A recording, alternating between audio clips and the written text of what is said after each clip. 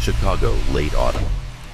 The kind of rain that feels like penance fell over the city, soft at first, then relentless, like it was trying to wash away the sins of someone watching from above. Inside the West Side Community Hospital, the fluorescent lights hummed quietly, reflecting on the wet floor tiles. Maya Johnson's shoes squeaked as she walked down the corridor, holding a clipboard against her chest. She had grown used to this rhythm, the antiseptic air, the echo of machines, the muffled sobs in the waiting room. It was her world now, 5 years after she had been left behind. 5 years since the headlines called her husband the youngest billionaire in New York's tech empire. 5 years since that same man, Alexander King, had walked out of their small apartment with a suitcase and silence. He had said, "I'll come back when I'm ready." But he never did.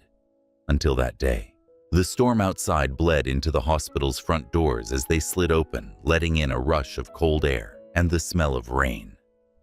A tall figure stepped in, drenched, his white shirt clinging to his skin, the collar of his charcoal coat dripping.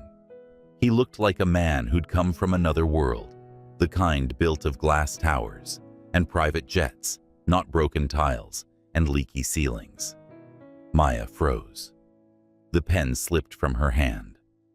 Alexander. The name echoed inside her head, like a wound remembering its pain. She wanted to turn away, to pretend the years had erased him, but her body betrayed her every nerve, recognizing what her heart had sworn to forget. He saw her too, and in that instant, the polished confidence he wore like armor cracked. His mouth parted, but no words came out. He held a folder, a donation pledge, the hospital's charity fund printed across the top. Of course, money. That was his language. Dr. Johnson, he greeted softly, as if pretending she was just another professional contact. "Mr. King," she replied, her tone flat, surgical. "You're far from Wall Street." He smiled faintly. "So are you." They stood across from each other, separated by a reception desk and 5 years of unspoken things. The rain continued its confession on the glass windows behind them. "I came to make a donation," he said, finally handing the folder to her. His fingers brushed hers, a ghost of warmth, a memory of what used to be home. "To support the clinic's women's health initiative." "Generous," she murmured, refusing to meet his eyes. Is this guilt or PR? His jaw tightened. "Neither. I heard you built this place from nothing. You thought a check could erase the nothing you left me with." Her voice was quiet but sharp, honed by years of surviving alone. Silence expanded between them, like a wound reopening. Alexander's gaze softened. "I didn't come because of money," he said, voice barely above the hum of the hospital. "I came because I never really left." Maya laughed, not with humor, but disbelief. "You think love is a stock you can reinvest when it's convenient?" Her words hit him like rain against a cracked windshield, small but relentless. Before he could answer, a small voice echoed from the far end of the hallway. "Mommy." A boy about 8 peeked around the corner, his hair dark and soft curls stuck up in every direction. He was holding a plastic dinosaur, his face lighting up when he saw her. "Liam," Maya whispered, kneeling to his height. "You're supposed to be napping in the staff room." "I woke up," he said, rubbing his eyes. Then he noticed the man standing behind her. "Who's that?" Alexander's entire world tilted. He looked at the child, at the familiar line of the jaw, the same hazel eyes that used to laugh at him from the other side of the bed. His son. Liam tilted his head, curious, unguarded. "Do I know you?" Mr. Maya's heart clenched. "No, sweetheart. He's just..." She hesitated, the word choking her. "Someone I used to know." Alexander's throat tightened. He wanted to say something, anything, but he couldn't trust his voice. So he simply crouched down, his eyes level with the boy's. "You like dinosaurs?" he asked softly. Liam nodded. "They're brave, even when they know they're gonna disappear." Alexander swallowed hard. "Even when they know they're gonna disappear." The words felt like punishment and prayer at once. Later that evening, the rain stopped, but the tension hadn't. Maya stood in her small office staring at the donation form, still lying on her desk. His signature was there, bold, precise. The same one that once signed their marriage certificate, the same that signed her absence into existence. The door creaked. Alexander stepped inside, holding 2 paper cups of coffee. "Truce?" he asked, offering one. She didn't take it. "You don't get to walk in here like the last 5 years didn't happen." "I know," he said. "But maybe I can start by not walking away this time." Maya turned toward the window, the city glistening with rain beyond the glass. "You left when I needed you most, Alex, when I was drowning. Do you know what it's like to give birth alone to build a life from ruins?" He closed his eyes. "Every day since I've tried to imagine it, and I still can't forgive myself." She exhaled, tired, brittle. "Then stop trying to be forgiven. Just stay gone." He nodded slowly, the weight of her words pressing into his chest. But before leaving, he placed a sealed envelope on her desk. "I also didn't come here by accident," he said. "Something's wrong with my heart." Maya frowned. "What do you mean?" "Physically," he murmured. "The doctors say it's stress. I say it's unfinished business." Her professional instinct flared, despite herself. "You should get it checked properly. Northwestern has a cardiac." "I already did," he interrupted. "They said it's nothing life-threatening. Just something that reminds me I'm still human." She wanted to laugh again cruelly, maybe, but instead she sighed. "You always were human, Alex. You just forgot how to act like one." He smiled faintly. "Maybe you could remind me." That was too much. She turned away, gripping the back of her chair until her knuckles whitened. "Don't," she said, voice trembling. "Don't make this harder." He hesitated at the doorway, rainwater still dripping from his coat. "I won't," he whispered. "Not tonight." When he left, Maya sank into the chair, staring at the envelope. She didn't want to open it, didn't want to touch another piece of his world, but something in her chest, that stubborn curiosity that had once loved him, reached out. Inside was a letter. "Maya, if I could trade every dollar I have for one more morning of hearing you laugh, I would. But that's not how life works. Money built my empire, but your silence built my hell. This donation isn't charity. It's me trying to keep one good thing alive, because you made it, not me. I won't ask for forgiveness, but I'm asking for a chance to do something right." Her tears fell before she could stop them. The paper blurred. From the window, the streetlight flickered, reflecting his silhouette walking away toward the parking lot. Liam's reflection appeared beside hers. On the glass, the boy yawning, hugging his dinosaur. "Mommy, are you crying?" he asked sleepily. She wiped her face quickly. "No, baby, just tired." He nodded, curling against her arm. "That man." He looked sad. Maya looked out again. The street was empty now, only the trail of wet footprints fading into the dark. "Yes," she whispered. He did, but as she turned off the light and led her son down the hall, she didn't notice the small card that had slipped from the envelope, a hospital referral form. Patient name: Alexander King. Diagnosis: myocardial weakness. Pending further evaluation. She froze when she saw it the next morning. Something inside her, something buried under 5 years of anger, stirred again.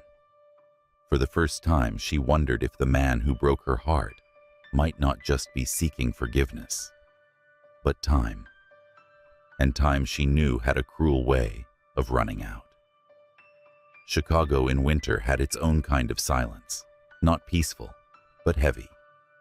The kind that crept into the bones, into words that were never spoken. Snow powdered the roofs of the community clinic, and from the frosted windows, the city looked far away, almost unreal. Inside, Maya stood over a stack of paperwork, her face lit by the dull glow of her computer screen. The power hummed, the heater groaned, and she rubbed her temples. Numbers blurred before her eyes. Donations, budgets, medical supplies. Every dollar mattered here. Everyone meant another patient treated, another night she could sleep, knowing she'd made a dent in the world's cruelty. A soft knock broke the rhythm. She didn't need to look up. "Come in." Alexander entered quietly, carrying 2 cups of coffee. The faint aroma of roasted beans filled the air, cutting through the smell of disinfectant. He placed one near her hand, not too close. He had learned to keep a respectful distance. "You're still here," she said, not a question. He smiled lightly. "I could say the same about you." Maya's eyes flicked toward the folder under his arm. "More donations. Partnership proposals," he said. "If we can secure a deal with the city board, your clinic could triple its funding." Your clinic. The phrase landed softly, yet she caught the faint emphasis he wasn't claiming it. "Not yet." She sighed. "You don't have to stay involved, Alex. You've done enough. I'm not here because I have to," he said quietly. "I'm here because I need to." The words hung between them, fragile and almost warm, but Maya couldn't afford warmth. Not from him. Over the next few weeks, he stayed. He attended board meetings, filled out endless forms, even rolled up his sleeves to help the volunteers paint the new wing. Every time she looked up, he was there, tall, focused, calm, in a way that felt different from before. Gone was the man who used to measure everything by profit margins. This one measured things by heartbeats and people's names. Still, trust was not a language Maya remembered how to speak. She watched him interact with the patients, the quiet empathy he showed the elderly woman in bed 5, the patients with a boy terrified of needles. It was disarming, and that made her angry. Anger was safer than hope. "You don't belong here," she told him one afternoon when he offered to fix a flickering ceiling light. He looked down at her, his face smeared with dust, a grin ghosting his lips. "Neither do you. But here we are." She wanted to argue, but the words never came. That night, the storm rolled in. The city's power grid failed again. The clinic fell into sudden darkness. Somewhere down the hall, a patient screamed. A generator sputtered to life, but the emergency lights barely reached the main corridor. Maya grabbed a flashlight and rushed to check the wards. Alexander followed behind his shadow, stretching long against the walls. When they reached the pediatric wing, the power flickered, then died again. Maya's breath clouded in the cold air. She moved instinctively, checking oxygen tanks, calming parents, soothing crying children. Alexander watched her, the calm precision of her hands, the unwavering gentleness in her voice. "She's stronger than she ever was before," he thought. "Stronger than me." Minutes blurred into hours until the storm outside softened to a drizzle. The generator finally whirred back to life. Maya exhaled, leaning against a counter, exhausted. "Are you okay?" he asked, voice low. She nodded, brushing hair from her face. "I've had worse nights." He handed her a small candle from his pocket, one of the emergency kits he'd found earlier. The flame flickered between them, painting her skin in gold and shadow. She stared into it, her voice almost breaking. "Do you have any idea what it's like?" she whispered. "To raise a child alone, to smile for them when all you want to do is scream, to wake up every day pretending you're not angry." The silence in the room deepened. Alexander's throat tightened.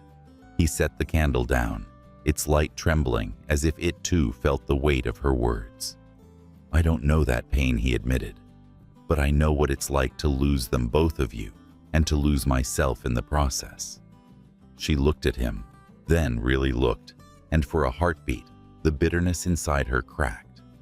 "You left us for power," she said softly. "Now you're here because that power finally cost you everything." "Maybe," he murmured, "or maybe because I finally realized what I had before I lost it." Her eyes glistened, but her face stayed unreadable. "You can't rewrite history, Alex." "No," he agreed. "But maybe I can stop it from repeating." They sat in silence for a long while, the candles slowly melting between them. The shadows shifted as if the room were breathing. When she finally spoke again, her voice was quieter. "You know what's strange? I thought I'd feel nothing if I ever saw you again. But I do feel something." He looked up, searching her face. "What is it?" Fear, she said. "Because the last time I trusted you, it cost me everything." He wanted to reach for her hand, but didn't. The distance between them was sacred now, an invisible scar that neither dared to touch. Outside, thunder rumbled faintly. The sound reminded Maya of the night Liam was born, the chaos, the loneliness, the sound of rain hitting the hospital roof as she held her newborn alone. She had promised herself that night she would never need anyone again, not even him. But tonight, in the wavering candlelight, that promise felt like a cage. The next morning, she found him asleep on one of the benches in the corridor, his coat draped over his shoulders. A file folder rested on his chest, city funding documents, half-filled forms, and a hand-drawn diagram of the new pediatric wing. He looked older somehow, as if the years had finally caught up to him. There was a vulnerability she had never seen before, the kind that wealth couldn't conceal. Maya stood there longer than she meant to, watching him breathe. Something in her softened, then hardened again. She couldn't let sympathy blur the lines. She took the folder, gently flipping through the pages. Near the bottom was a small sticky note written in his handwriting, "For you and for him, whatever it takes." She closed it quickly, as if the words burned. By afternoon, the clinic was buzzing again. Reporters had caught wind of Alexander King's philanthropic comeback. They crowded outside the entrance cameras, flashing microphones pointed like weapons. Maya felt her stomach twist. She hated this, the spectacle, the invasion. Everything she'd built here was supposed to be quiet, real, not another headline. When Alexander arrived, she confronted him before he could step inside. "You did this." He frowned. "What do you mean?" "The media, the attention, the donations are good, but I won't let this clinic become another chapter in your redemption arc." His expression darkened. "You think I called them, Maya? I've spent years trying to get out of the spotlight. Then why does it always follow you?" she snapped. "Because you need to be seen as the hero." "I'm not the hero," he said sharply. "You are." Her breath caught. He took a step closer, lowering his voice. "I'm just trying to stand beside you without breaking anything else." She wanted to believe him. God, she wanted to. But the old fear lingered, that he'd leave again once the guilt faded. That evening, after the reporters left, Maya found Liam in the break room coloring dinosaurs with one of the nurses. "Mommy," he said brightly, "Mr. King said he's helping you fix the clinic. Is he your boss?" She froze. "No, sweetheart. He's an old friend." Liam grinned. "He's nice. He said brave people build things, not just buy them." Maya's heart twisted. That was exactly what she used to tell Alexander years ago, when he was still just a dreamer, coding in a tiny apartment. Back before the money came, before the boardrooms and the silence. She smiled faintly. "Yeah." He learned that from someone. Later that night, as the city lights shimmered through the clinic windows, Alexander sat alone in his car, the engine off. The snow had started again, soft, slow flakes drifting across the windshield. He pulled out a bottle of pills from the glove compartment, his medication. His hand trembled slightly as he opened it. One pill rolled across the dashboard, catching a glint of the streetlight. He stared at it, his jaw clenched. He didn't want Maya to know, not yet, about the condition that shadowed every heartbeat, the reminder that time was thinning. But the test results were clear. If stress continued, the damage could become permanent. His body was failing in ways no amount of wealth could fix. He swallowed the pill, leaned back, and closed his eyes. In her apartment across town, Maya couldn't sleep. The candle from last night still sat on her kitchen counter, half burned. She found herself staring at it, at the melted wax pooling like tears. She lit it again, just to see the light. The flame flickered weakly, but didn't die. And for reasons she couldn't explain, she whispered, "Stay." At dawn, the clinic's intercom buzzed with a call from the city board. The funding proposal had been approved, but the email attached to the confirmation came with a note Maya didn't expect. All meetings will be handled through Mr. King's private office in Manhattan. She stared at the screen, heart sinking. He said he wanted to stay, but had he already begun to leave again? Rumors travel faster than truth, especially in a city that feeds on whispers. Within a week, the story had spread through the hospital halls. Maya Johnson was being bankrolled by her ex-husband, the billionaire, Alexander King. By the second week, it had evolved. She was using the charity for personal gain. By the third, people stopped looking her in the eye. Maya heard the murmurs behind doors, the half-swallowed sentences in the break room. "He's buying his way back into her life," someone said. She always lands on her feet. She didn't respond. She just smiled, nodded, and kept walking. But inside, the shame stung. Not because the rumors were cruel, but because a small part of her feared they might sound true to anyone who didn't know her heart. Alexander found out through an article online. King's former wife heads charity, revived by his philanthropy. The photo showed her standing in front of the clinic's new wing sunlight, hitting her skin like bronze. Behind her, barely visible in the glass reflection, was him, blurred, distant, watching. He stared at the image for a long time, jaw tight. The headline wasn't wrong, but it wasn't right either.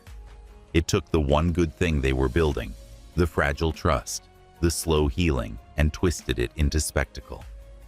When he arrived at the clinic later that day, Maya was in her office, eyes red from exhaustion. "You've seen it, haven't you?" she asked, before he could speak. He nodded. "I'll handle it. I can release a statement, make it clear this is a professional collaboration." "Nothing more.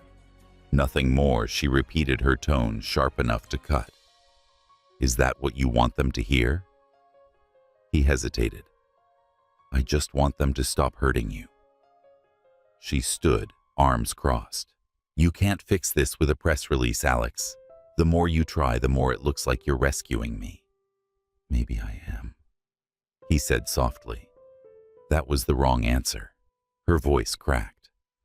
"Don't you dare make yourself the hero in a story you abandoned halfway through." The silence that followed was colder than the February air. She didn't go home that night.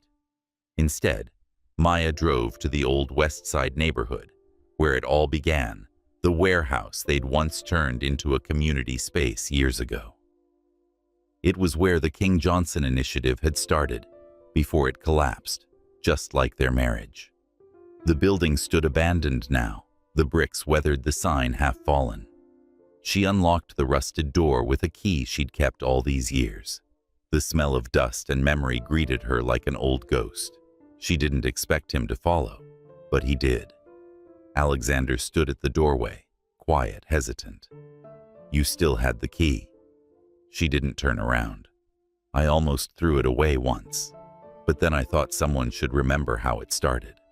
He stepped closer, brushing dust off a table that still held faint outlines of where papers once lay. I remember he said, "We had a single printer that jammed every 30 minutes. And coffee that tasted like cardboard," she added. For a moment, the corners of her mouth softened. "We thought we could save the world with 50 volunteers and 100 dreams." "And your laugh," he murmured. That was the only thing that made it all feel real. She looked at him, then tired, but not cruel. "You don't get to remember me in pieces, Alex. Not when you left before the story was finished." A gust of wind blew through the broken window, scattering dust into the air. Something fluttered down from a shelf, a framed photograph face down on the floor. Alexander bent to pick it up, his hands trembling slightly. The glass was cracked, but the image beneath was intact.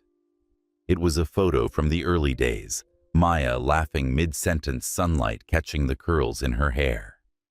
Alexander was beside her, looking at her instead of the camera. For a long time, he just stared. His voice, when it came, was barely audible. "God, I'd forgotten how much I used to look at you like that." Maya took the frame from him, brushing the dust away. Her reflection appeared in the cracked glass beside her younger self, two versions of the same woman separated by time and hurt. "You didn't forget," she said. "You just stopped looking." He sat down on one of the old wooden benches, the weight of memory pressing down like gravity. "I thought success would make it easier," he said quietly. "If I could build something big enough, it would drown the guilt." "And did it?" He shook his head. It just made the silence louder. For a while, neither spoke. The only sound was the steady drip of rain through the roof. Finally, Maya sat beside him, not close enough to touch. "You built an empire out of fear, Alex. Fear of not being enough. Fear of needing someone. And I kept trying to be enough for both of us." His eyes burned. "I know." "No," she said softly. "You don't. Because if you did, you'd stop showing up trying to fix the things you broke. Some things don't need repair. They need acknowledgement."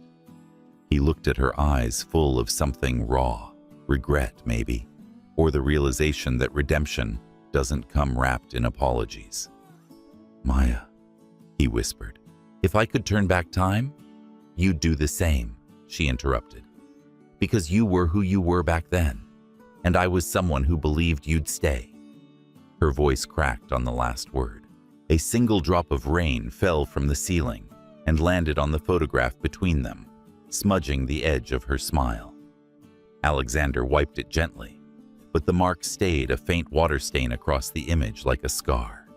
He stared at it. "Money can buy 1,000 second chances," he said quietly, "but not a single lost minute." She looked up at him, then her expression unreadable. "You finally understand." "I do," he said. "But understanding doesn't fix what's gone." "No," she replied. "It doesn't. But maybe it stops us from ruining what's left." For the first time in years, there was no anger in her tone, just fatigue. A fragile kind of peace. He stood, exhaling. "The board wants me back in New York," he said carefully. "They're threatening to pull out of the deal if I don't return." Maya's heart lurched. "So that's it. You're leaving again." "I don't want to," he said. "But if I stay, they'll kill the funding for your clinic." Her silence said everything. The irony was cruel. He could only protect her by walking away again. She nodded slowly, forcing composure.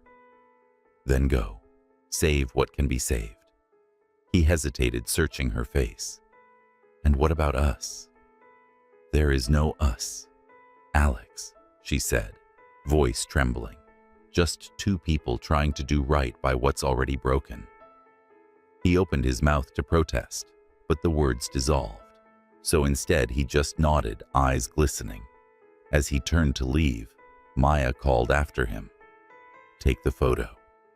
He froze. She held it out to him, cracked glass and all. A reminder, she said. He took it gently, his fingertips brushing hers for the briefest second. Of what we lost. No, she whispered. Of what we built before we forgot how to keep it. Outside, the rain had stopped. The city glowed in 1,000 reflections, each one fractured like the photo he now held. He walked toward his car, the photograph pressed to his chest. For the first time, he didn't feel like a man trying to fix the past. He felt like someone mourning it. And as he started the engine, he glanced at his phone, a message from his assistant, blinking on the screen, urgent. Board meeting rescheduled. Health report required before travel. Dr. Patel insists on new tests, potential cardiac deterioration. He stared at it, the ache in his chest pulsing like a quiet drum. The steering wheel blurred as his vision dimmed for a second. He took a deep breath and started driving, ignoring the way his hands trembled. Back in the warehouse, Maya stood alone, staring at the empty doorway he'd just walked through. The echo of footsteps lingered, faint and final. She looked down at the table where the photograph had been and saw what lay beneath it. A folded note, yellowed with time, tucked under the wood. She opened it. The handwriting was his from years ago. For when you stop believing in me, keep believing in what we started. Her throat tightened. She folded the note back, pressing it to her heart. For the first time in a long time, she didn't know whether to hope or to let go. Outside, thunder rolled again, faint, distant, but coming closer. That night, Alexander's plane ticket to New York sat unused on his desk. His assistant called twice. He didn't answer. Instead, he stood in front of the clinic, looking up at the lit windows, one of them glowing with Maya's shadow. Then, as his phone buzzed again, his chest tightened sharply, a pain blooming deep, sudden, and merciless. The morning it happened, the sky was a flat, merciless gray, the kind that warned of storms not in the clouds but in the heart. Maya woke to the vibration of her phone. Dozens of messages, missed calls, notifications buzzing like a swarm of hornets. At first, she thought something had happened at the clinic, a patient emergency, a city inspection. But when she opened the first message, her stomach dropped. Charity director accused of using ex-husband's money to restore her reputation. Below the headline was a photo of her stepping out of the clinic with Alexander behind her, his hand reaching for the car door. To the camera's eye, it looked intimate, intentional. By noon, it was everywhere. Local news gossip sites, social media hashtags. Hashtag Billionaire's ex, charity scandal, love for profit. The city that had once praised her now dissected her in headlines. Inside the hospital cafeteria, whispers turned into noise. She played him for money. She's using the charity for damage control. She always wanted the spotlight. Maya stood at the coffee counter, her hand trembling as she stirred sugar into her cup. The spoon clinked against the porcelain, like the ticking of a clock she couldn't stop. The barista, someone she saw every morning, avoided her eyes. She didn't drink the coffee. She just walked out. By the time she reached her office, reporters were already gathered outside the clinic gates, flashing cameras, shouting questions. Ms. Johnson, did you use Mr. King's donation to cover your debts? Are you still romantically involved? Was the charity a publicity front? Each word felt like glass cutting through skin. Inside, the staff avoided looking at her. Her assistant, young loyal, whispered, "We can release a statement, deny everything." But Maya couldn't find her voice. Every sentence she wanted to say turned into air. Then the door opened. Alexander stepped in his presence, immediately filling the room. His coat was soaked. He must have pushed through the press outside. "Maya," he said softly, "I'll handle this." She didn't look at him. "You can't." "Yes, I can. I'll call the board. I'll go on record. I'll stop." Her voice was sharp, brittle. "Just stop." He froze. She turned toward him, eyes blazing through tears. "Every time something breaks, you try to fix it by standing in front of me. You think that's love? It's not. It's control. I'm trying to protect you," he said. "No," she snapped. "You're protecting your guilt." He stepped back, stunned. "You think this is about me being weak?" She continued, her breath unsteady. "It's not. It's about me needing to stand on my own, even if it kills me." "Maya," she slammed her hand on the desk. "If you save me one more time, Alex, I'll never be anything but the woman you rescued." The room went silent. The rain outside began to hammer the windows. For a moment, neither of them moved. Alexander's expression crumbled, the veneer of calm giving way to raw, unguarded pain. He wanted to reach her, to hold her, to say he was sorry, in every language his money could buy. But he knew that was exactly the problem. Maya picked up her coat, her movements trembling but determined. "Where are you going?" he asked. "Somewhere without your shadow." He didn't try to stop her. This time he knew he shouldn't. Outside, the storm had broken. The rain was merciless cold needles on her skin, drowning out the noise of the reporters, the city, the accusations. She walked without knowing where to go. Past the alley where she once handed out free meals, past the clinic sign that now looked like a monument to her own naivety. The world blurred lights, water memories. She remembered the first time she'd met him, a young investor with a reckless smile full of impossible ideas. How they'd built everything together, and how easily it had all shattered when ambition outgrew love. And now, it was happening again. The harder she tried to save what they had rebuilt, the more it destroyed her. By the time she reached the park near the river, she was soaked through her hair, plastered to her face. The city lights shimmered across the water, like broken promises.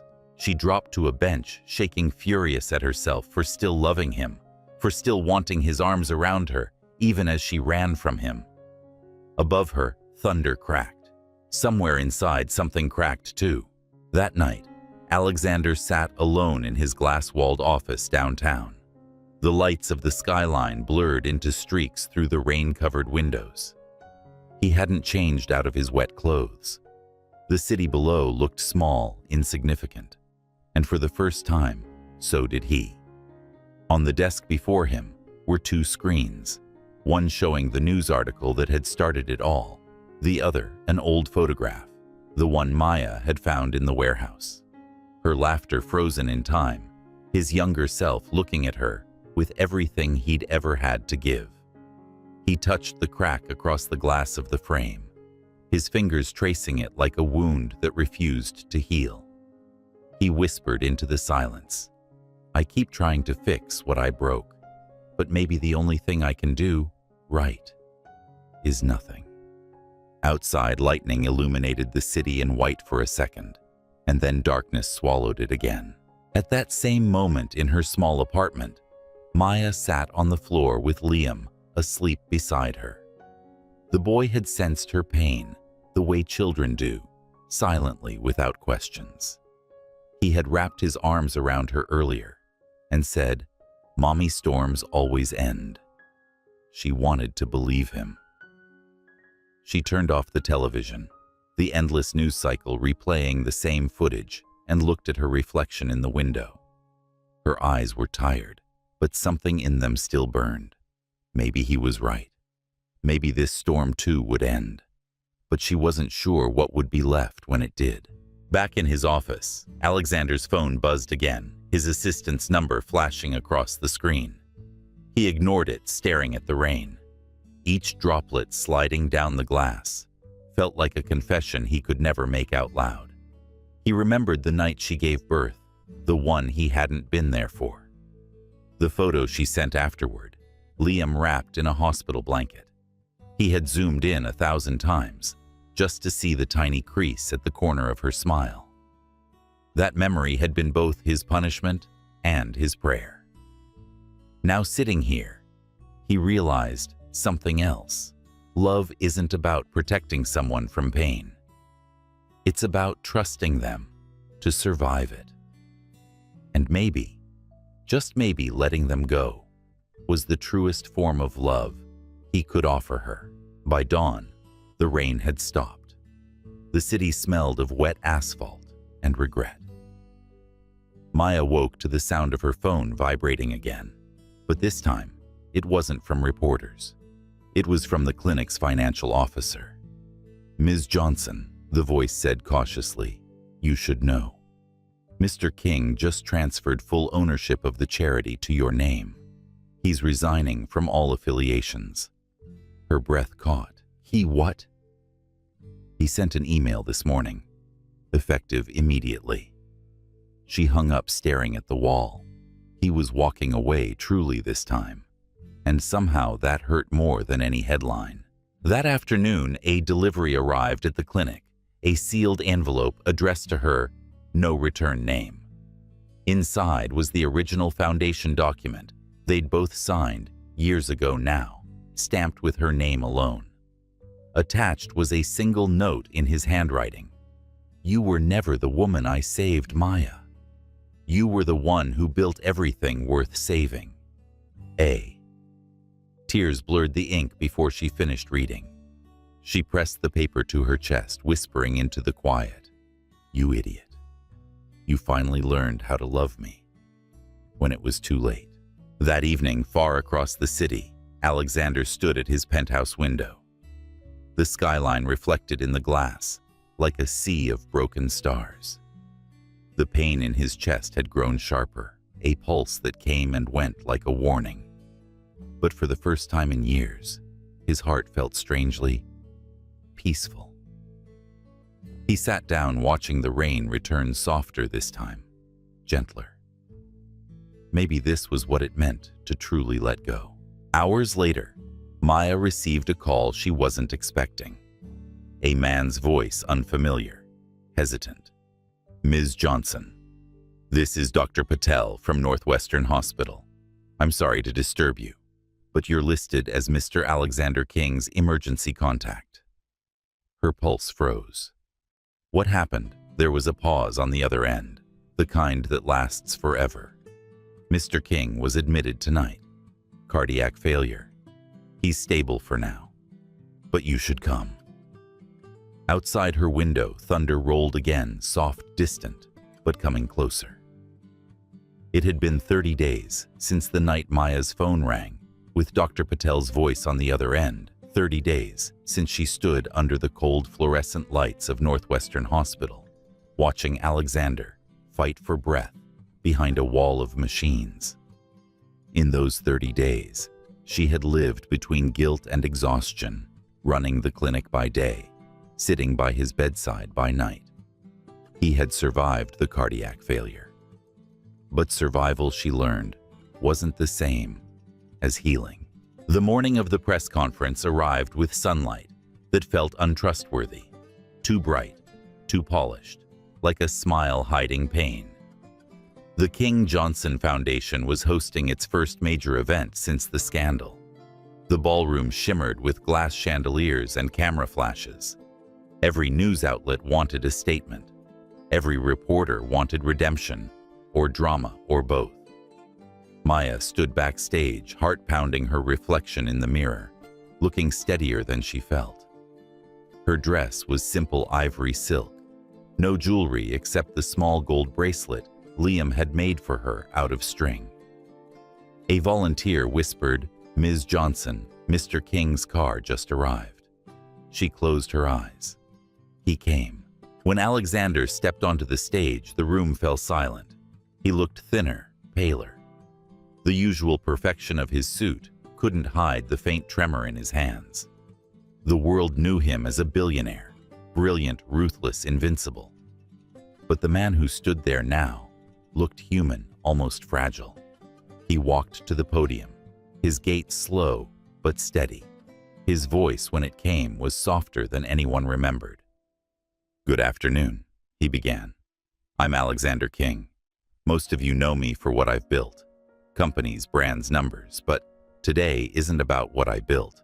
It's about what I broke, and what I was given the chance to rebuild."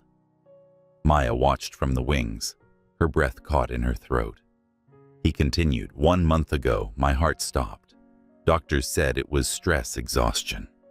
Maybe luck that I'm still here. But I know the truth, it stopped because somewhere along the way, I forgot what it was beating for." A murmur rippled through the crowd. Cameras clicked, but he didn't look away. His gaze found Maya. "This foundation," he said, holding up a folder, "belongs entirely to Maya Johnson. Effective immediately, all operational and financial control will be under her leadership." A gasp moved through the room. Maya stepped forward, startled. He smiled faintly. "This isn't an act of repentance. It's gratitude." Because his voice broke. "For a second, she taught me that kindness doesn't belong in balance sheets. It lives in the quiet corners of the world, in hospitals, in broken hearts, in second chances." He turned toward her fully, now eyes glistening. "Maya, thank you for showing me what I forgot to see." For a heartbeat, the world stopped. Maya's vision blurred. The cameras, the lights, the crowd, they all dissolved into noise. All she could see was him, the man who had once left her standing alone in a storm, now bearing his heart before the world. She walked toward him slowly. "Do you realize," she whispered when they met at center stage, "that's the first thing you've ever said that my heart was waiting to hear." He smiled, just barely. "Took me long enough, didn't it?" She didn't answer. She simply stepped closer and wrapped her arms around him. The crowd erupted into applause, polite, orchestrated, but somewhere beneath it was something real. For a fleeting moment, they stood like that, two people who had lost and found each other too many times to count. The warmth between them felt almost new. But beneath that warmth was fear, the kind that comes when you realize love might not be enough to keep someone alive. Later, after the conference ended and the crowd thinned, Maya found him in the garden outside the venue. The evening light painted everything gold. He was sitting on a bench jacket, off tie undone, staring at the sky. She approached quietly. "You should be resting." He smiled without looking at her. "Doctors said the same thing, but it's hard to rest when you feel like every breath might be borrowed." "Don't talk like that." "I'm not being dramatic," he said softly. "Just honest." She sat beside him, folding her hands in her lap. "So, what happens now?" He looked at her, and for a moment, the old Alexander, the confident one, flickered back into view. "Now, you run the foundation, and I try to live a little longer." She swallowed hard. "That's not funny. It's not meant to be." The silence between them was thick but tender. Finally, she said, "You didn't have to give it all away." "I did," he said, "because it was never mine to keep. You built it. I only funded my own redemption." She looked at him, really looked. "And what about us, Alex?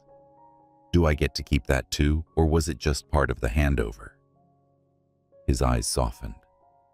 "Us," he repeated. "That's the one thing I've never been able to manage or measure." "Then stop trying to." "I can't," he said, "because the truth is, I never stopped loving you, Maya. Not for a day." The confession hung between them, trembling like a candle in the wind. She wanted to say she loved him too. The words rose in her throat, but so did the fear. Because love in her world was never just enough. It had to survive the weight of reality. And right now, reality was the quiet sound of his breath, catching every few minutes the faint tremor in his hands, the medical report she'd read when he wasn't looking. He turned toward her. suddenly eyes bright. You know what's strange? When I was lying in that hospital bed, I wasn't afraid of dying. I was afraid of not having done something that mattered. And did you? I think so, he said. If I die tomorrow at least, I'll know I left something that can keep saving people. Something that started because of you. Her voice trembled. Don't talk about dying. He smiled sadly. Then promise me you'll keep living, even if I'm not there to see it. She shook her head, tears forming. Don't make promises like that. You're going to live, Alex. You have to. He looked at her, his gaze tender but resigned. You always did believe in impossible things. Because you taught me to, she said. That broke him. He reached for her hand, the first time in years he dared to touch her. His fingers were cold, but his grip was steady. I don't know how to do this without you, he whispered. You'll have to learn, she said, her voice breaking. Because I won't let you die thinking I forgave you out of pity. I forgave you because I finally understood you didn't leave, because you stopped loving me. You left because you didn't know how to love yourself. He blinked hard, the tears finally falling. You always see me too clearly. That's what love does, she said. It doesn't blind, it reveals. A breeze swept through the garden, scattering rose petals across the marble path. Somewhere inside the building, the sound of clinking glasses and laughter drifted through the open doors. But here, everything was still. He squeezed her hand once more. If I don't make it, she cut him off sharply. Don't you dare finish that sentence. Promise me you'll tell Liam who I was. He finished anyway, voice quiet but sure. Not what I did, who I was. Her tears fell freely now. He already knows. He calls you his almost hero. Alexander chuckled weakly. Almost, I'll take it. They sat there until the sun sank below the skyline. The world was tinted orange and gold, fading slowly into the deep blue of night. When she finally stood, he didn't follow. He just watched her. The woman who had been his beginning, his failure, and somehow still his salvation. Maya, he said softly. She turned. If there's ever another life after this one, he murmured, I hope I find you sooner and lose you slower. She wanted to run to him, to tell him there was still this life, that he didn't need another one. But she couldn't move, because deep down, she knew part of him was already saying goodbye. That night, she stood in her apartment staring out at the city lights. The bracelet Liam had made her glimmered faintly under the lamp. Her phone buzzed a message from an unknown number. Just 2 words. Check your email.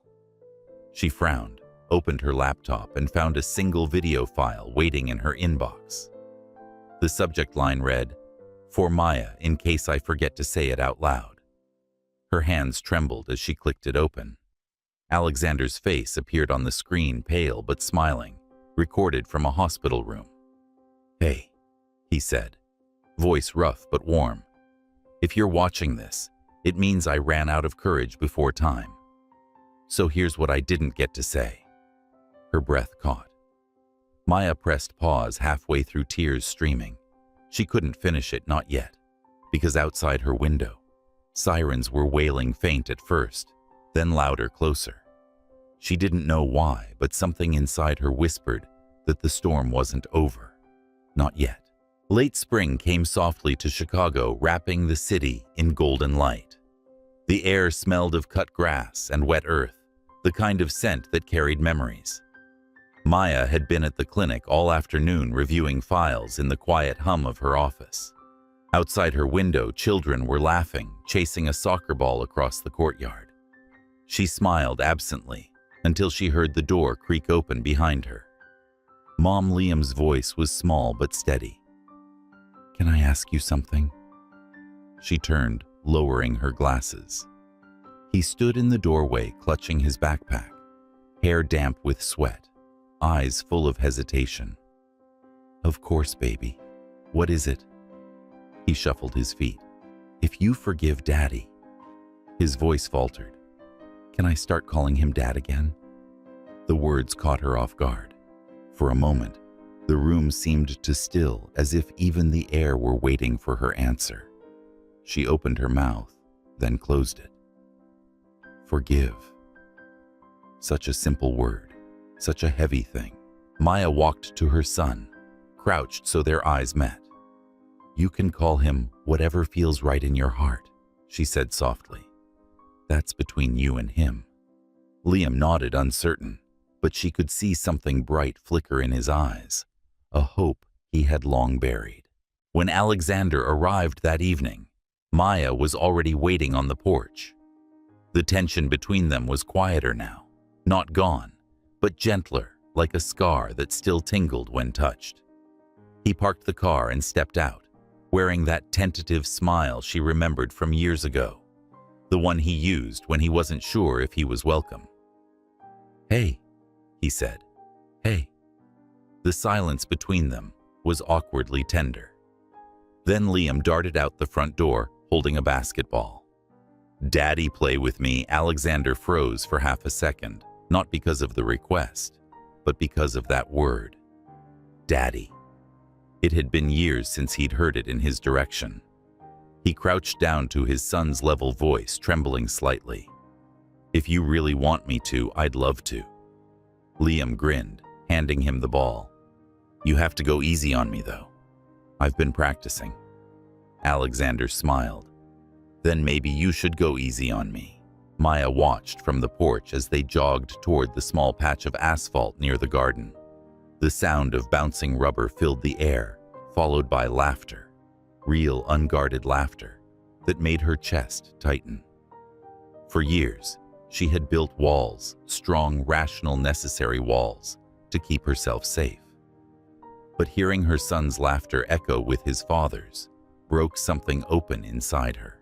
Half an hour later, the game had turned into chaos. Liam inventing rules, Alexander pretending to lose, both of them drenched in evening light. At one point, the boy missed a shot and pouted. "I'll never be good at this," he sighed. Alexander knelt beside him. "Hey," he said gently. "When I was your age, I missed more shots than I made. The trick isn't about never missing, it's about never quitting." Liam looked up. "Is that how you got rich?" Alexander laughed softly. "No, that's how I got here playing ball with you." Maya felt her throat tighten. She turned away, pretending to tidy the porch, but tears blurred the edges of the fading sun. When she looked back, she saw Alexander teaching Liam how to dribble his large hands, guiding smaller ones, both of them focused and smiling. The sight hit her harder than she expected.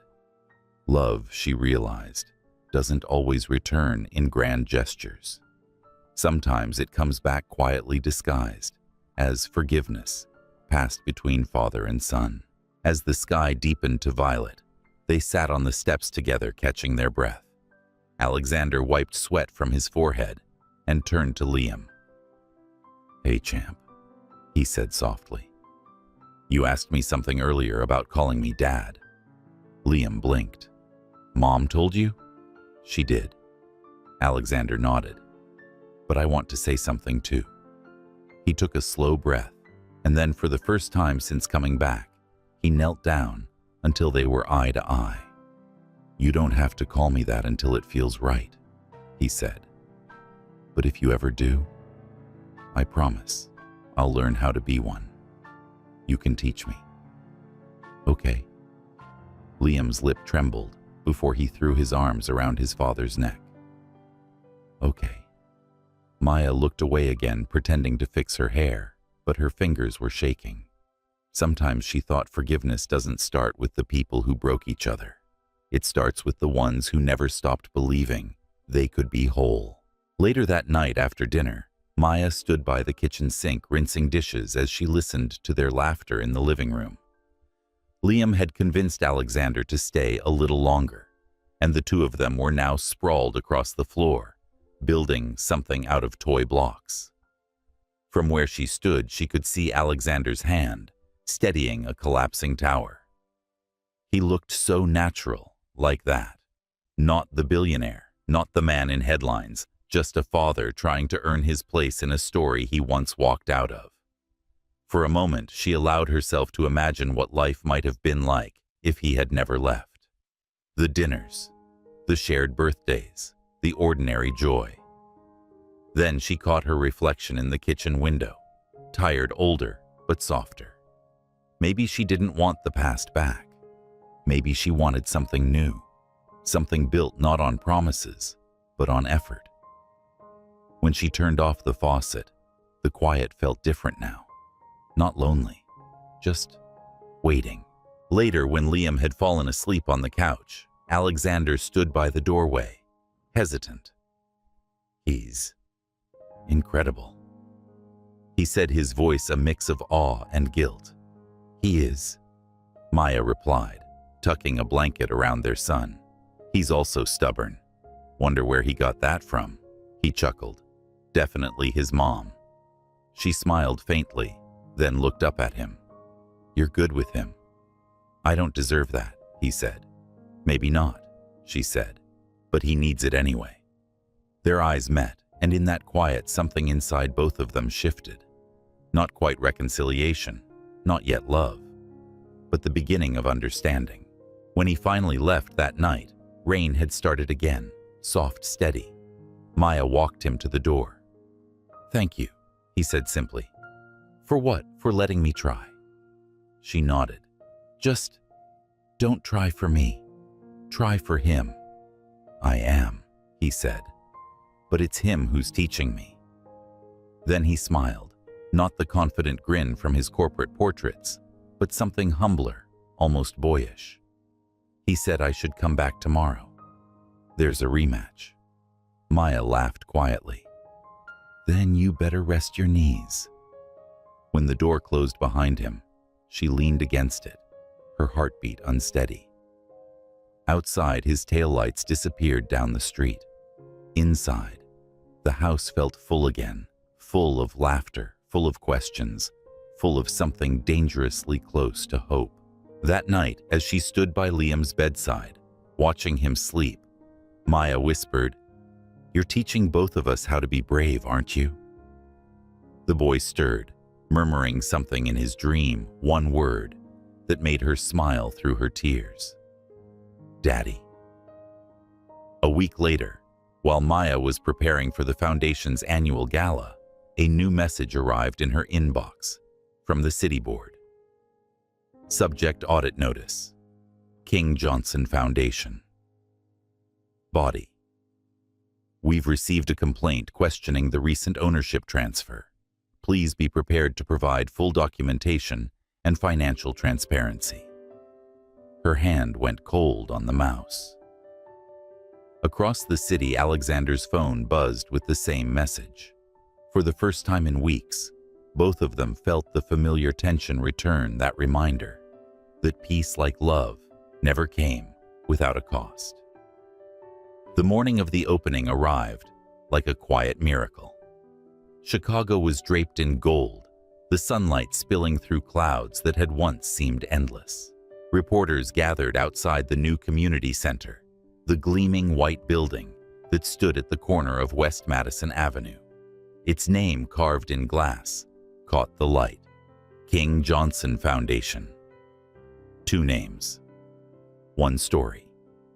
Inside, everything smelled of fresh paint and hope. Maya moved through the atrium, her heels echoing against the marble floor. She trailed her fingers along the polished wall where photographs of the Foundation's early work were displayed: smiling children, restored homes, the faces of those whose lives had quietly changed. For the first time in years, she felt proud without hesitation. Not because of the building, but because of what it represented: survival, redemption, and something fragile that had learned how to bloom again. Then she saw him. Alexander stood near the stage, straightening his tie. the same navy suit he used to wear to board meetings. But today, it looked different, lighter. His hair was dusted with silver now, and the lines around his eyes had softened, carved by time and forgiveness rather than stress. When he turned his gaze, found hers, immediately, as if every noise in the room faded between them. "You're early," she said, walking up to him. "I couldn't sleep," he admitted. "Kept thinking I'd wake up and this would all be gone." Maya smiled faintly. "It's real, Alex. You did it." He shook his head. "We did it." Before the ceremony began, he took her aside, away from the noise and cameras. In his hand was a small velvet box, not for a ring, but for something else. He opened it and pulled out a single elegant key. It gleamed softly in the morning light. "This belongs to you," he said, "the official key to the foundation." Maya hesitated. "You don't have to." "I do," he said firmly, "because this time the contract doesn't have an end clause." Her lips parted in surprise. "No end clause." He smiled. Not the polished CEO smile of old, but one born from sincerity. "Because it's signed with the heart, not ink." She laughed softly but genuinely, the sound warming the air between them. "You've been practicing that line, haven't you?" He shrugged. "A little. But it's true." For a heartbeat, the world stilled, the kind of silence that holds more meaning than any speech ever could. When the ceremony began, the courtyard filled with applause and light. Journalists snapped photos, local officials gave speeches, and children from the nearby community sang in welcome. Maya stood beside Alexander on the stage, her hand unconsciously brushing his. Liam stood between them, fidgeting with the oversized scissors he'd been given for the ribbon cutting. As the mayor handed Alexander the microphone, he hesitated before speaking, not out of nerves, but reverence. "I spent most of my life believing success was measured by numbers," he began, his voice steady but low. "By stock values, acquisitions, and growth charts. But there are no charts for kindness, no spreadsheets for grace." He turned slightly toward Maya. "What you see today isn't a monument to money. It's a promise. That people can change, that broken things can be rebuilt, and sometimes the cracks are where the light gets in." Maya's eyes glistened. Alexander continued, his words now softer. "This foundation exists because one woman refused to stop believing that compassion could outlast pain. And because a boy reminded us both that love is something you learn, not something you own." He nodded to Liam. "He's the real teacher here." Laughter rippled through the crowd, gentle and warm. When he handed the microphone to Maya, her fingers brushed his. "You never were good at short speeches," she teased quietly. "Old habits," he murmured back. Maya took a breath, facing the crowd. "We built this center for the forgotten, for anyone who's ever felt unseen, unheard, or unworthy. But maybe deep down, it's also for ourselves." She glanced at Alexander and smiled through her tears. "Because even those who fall apart deserve a place to begin again." The applause that followed was thunderous, but to her the real music was the quiet squeeze of Liam's hand in hers. When the time came to cut the ribbon, Liam insisted on holding the scissors. Together, he said solemnly, looking at both of them. Maya laughed. "Of course, Captain." Alexander knelt down beside him. On 3-1, Maya counted. 2, Alexander added. Liam grinned wide. 3, the ribbons snapped cleanly, fluttering to the ground like the last remnant of an old chapter. Cameras flashed, applause erupted, but Maya didn't hear any of it. She was watching Alexander, the way the morning light reflected in his eyes, how the lines of worry had softened into something almost peaceful. For the first time since their world had fallen apart, she saw not the man who left, but the one who had finally found his way back. And for a fleeting moment, she allowed herself to believe that maybe, just maybe, second chances weren't fiction. Later, after the crowd dispersed and the stage was quiet again, the three of them walked through the empty halls of the new building. Liam ran ahead, exploring every room like it was a castle. His laughter echoed against the walls, pure and alive. Maya turned to Alexander. "You realize he's going to claim every office before we do." "I'll let him," Alexander said, smiling. "He's got better instincts than both of us." They stopped by a large window overlooking the courtyard. The sunlight poured in, catching motes of dust in the air, small constellations dancing between them. Maya's voice was quiet. "It's strange. For so long I thought forgiveness was the end of something. But it feels more like the beginning." Alexander nodded slowly. "That's because it is." She turned to him, eyes searching his. "And what about us, Alex? Are we beginning too?" He hesitated, then said softly, "We could be, if you still believe in beginnings." She looked at him for a long time before whispering, "I never stopped." Their hands found each other, tentative, uncertain, but real.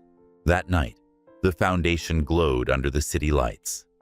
From the street, the glass walls shimmered like water, reflecting the faces of everyone who had gathered earlier that day: the volunteers, the families, the dreamers. Inside, three shadows lingered near the front doors: a man, a woman, and a boy. Liam tugged at Alexander's sleeve. "Daddy, when people come here tomorrow, what will they see first?" Alexander smiled. "Hope," he said. "That's the first thing they'll see." The boy nodded, solemnly satisfied with that answer. When Maya later walked alone through the empty corridors, she passed by the plaque mounted near the entrance. The inscription read, "For the ones who believed too late, and the ones who never stopped believing." She touched the words lightly, her reflection shimmering on the brass surface. Her heart felt full, not perfect, but whole in a new way. But just as she turned to leave, her phone buzzed in her hand. Message from Northwestern Hospital. Subject: follow-up. Test results. Alexander King. Her chest tightened. The light around her seemed to shift, the hum of the building dimming into silence. She hesitated for a long time before opening it. The message was brief: a request for Alexander to return for further cardiac evaluation. Possible complications. Urgent. Maya's fingers trembled around the phone. In the next room, she could still hear Liam laughing, Alexander's voice joining his. The sound was soft, full of life. She stood there, the joy of the morning colliding with the weight of uncertainty. Outside, the city wind stirred, rustling the new banner that fluttered over the entrance where healing begins. And Maya wondered for the first time in a long while whether healing ever truly ended, or if it simply changed shape, like love itself. That night, when the foundation lights finally dimmed, Alexander sat alone in his office, reviewing the message on his own phone. He pressed a hand against his chest, not in pain, but in acknowledgement. He whispered to the empty room, "Not yet. Not before she knows." Then he looked out the window toward the city skyline, glowing like a promise he still intended to keep. The hospital looked smaller than Maya remembered. The old brick facade was faded now, ivy climbing the edges of the windows like the hands of time, refusing to let go. Yet somehow it felt softer, like the past itself had exhaled.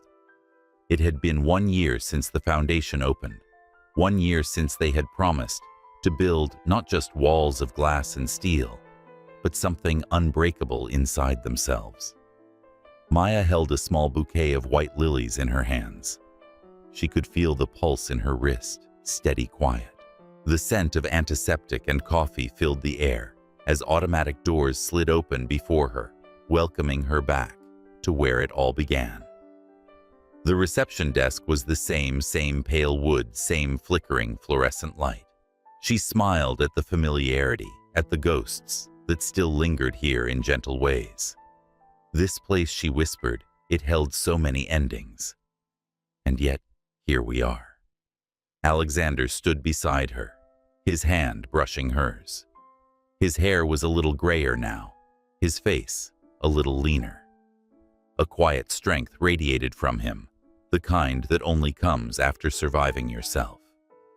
He reached into his coat pocket and pulled out a folded note. "Do you remember what you told me the day I left Maya?" Tilted her head, a small smile tugging at her lips. "Which time?" "The last one," he said softly. "You said, don't come back until you know what love really costs." She looked down, the memory stinging even after all these years.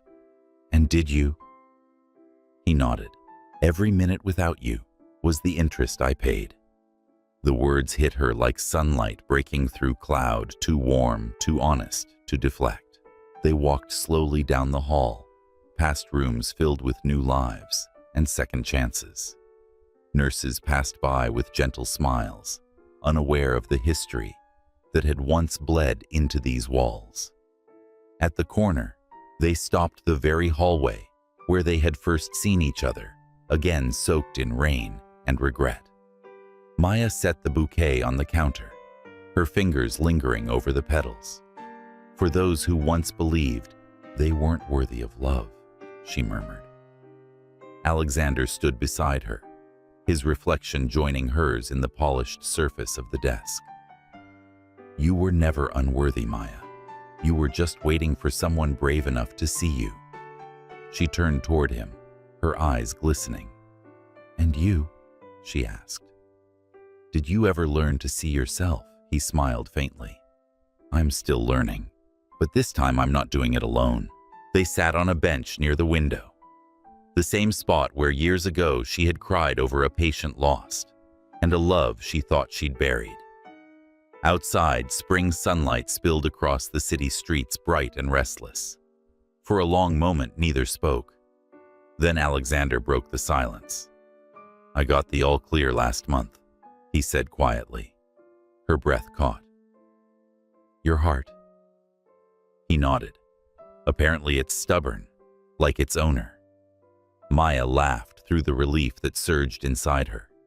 Guess it finally learned how to keep beating for the right reasons. He looked at her, and something in his gaze was different now, softer, freer. "I used to think love was about winning, about holding on so tightly that it couldn't escape. But now," he took her hand gently, "now I think love is about choosing. Every day, even when it's hard, especially when it's hard." Maya squeezed his fingers. "Then, let's keep choosing. Together." She smiled. "Always." Liam's voice broke through their quiet moment. "Mom, Dad, come on." They turned to see him bounding down the hall, holding a paper bag from the cafeteria. "They have your favorite muffins, Mom. The ones with too many blueberries." Maya laughed. "You remembered. Of course, Daddy says when you love someone, you learn their favorites and never forget." Alexander coughed, pretending to look embarrassed. "I might have said that once or twice." The boy grinned, more like 100 times. They laughed together, the kind of laughter that didn't erase pain, but softened. It made it human. As they stepped outside into the courtyard, the city opened around them, the noise of life, the shimmer of possibility. A photographer from the foundation had been waiting to capture a few family shots for their annual report. "Just one picture, please," the woman said. "It's for the anniversary issue." Maya hesitated, but Alexander nodded, slipping his arm around her shoulders. Liam wedged himself between them, holding both their hands. The photographer lifted her camera. "All right, 3, 2. "Wait," Liam shouted, looking up at his parents. "Can we do it like this?" He tugged them closer until their foreheads touched a circle of warmth, laughter, and quiet redemption. The shutter clicked.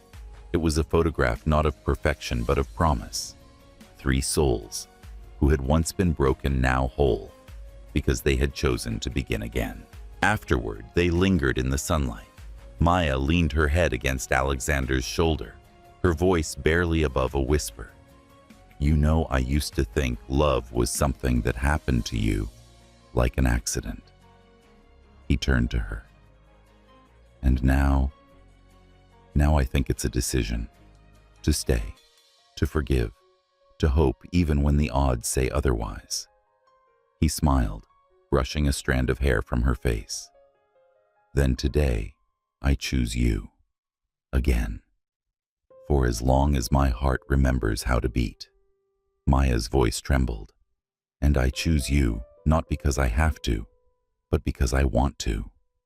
Then she kissed him, slow Orton, the kind of kiss that carried both grief and grace.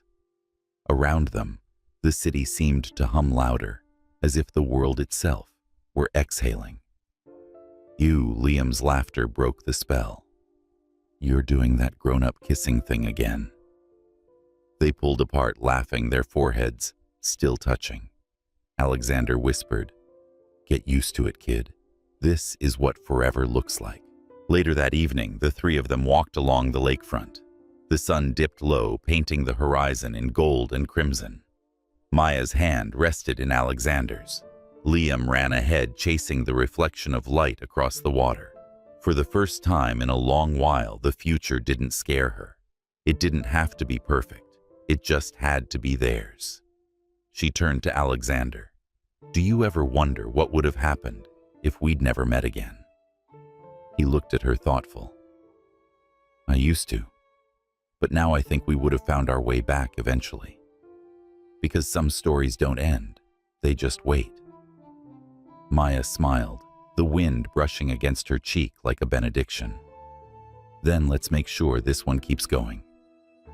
He squeezed her hand gently, page by page. As night fell, they returned home to warmth, to laughter, to the quiet miracle of choosing each other after everything. From the window, the city lights glittered like scattered stars. Maya stood watching them, feeling Alexander's arm slide around her waist. "Do you think," she murmured, "that love ever truly ends?" He kissed her temple. "No, it just changes shape like light, finding new glass to shine through." She turned to him, smiling through tears. "Then let's keep shining. Love isn't something we find, it's something we choose to keep, even after losing it. If you've ever been afraid to love again, remember this. The human heart is like the sunrise. It can begin again every single day." As the lights in their home dimmed, Maya's phone buzzed softly on the counter, a message from the Foundation's board. Subject: invitation to the Global Humanitarian Awards. Paris. She glanced at Alexander. "Paris." He smiled. "A new chapter, maybe?" She grinned, leaning into his chest. "Then let's write it together." Outside, dawn began to bloom across the horizon. Proof that some stories don't just end happily, they begin there.